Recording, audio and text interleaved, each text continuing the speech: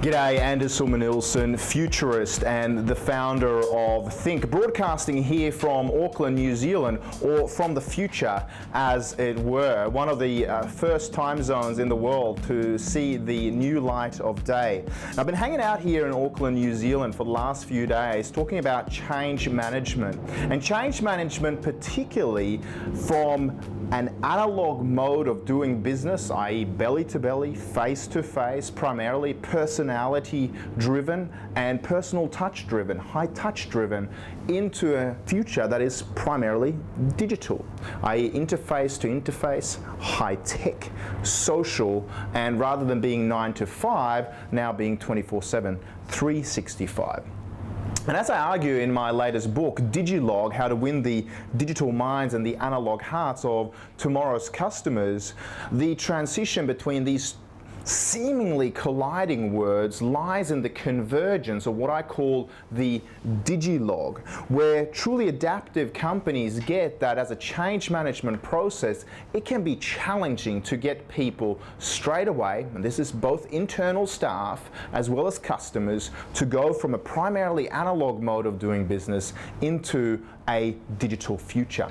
People sometimes love to fight the future, and people are always down on what they're not up on. And if people are not really up on the latest digital technology or the latest steep socio-cultural, technological, economic, environmental and political trends, people tend to fight it, which means change resistance in organisations.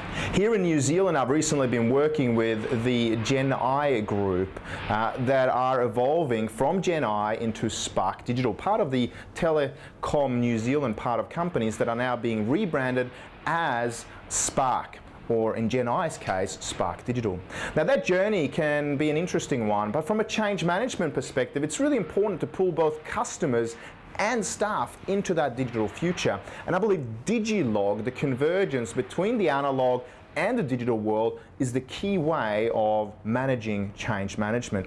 It recognizes the contributions, or the fact that we mustn't throw the analog baby away with the digital bathwater, and recognizes the contributions of staff who've done belly to belly, face to face, and the personal touch incredibly well over decades of experience.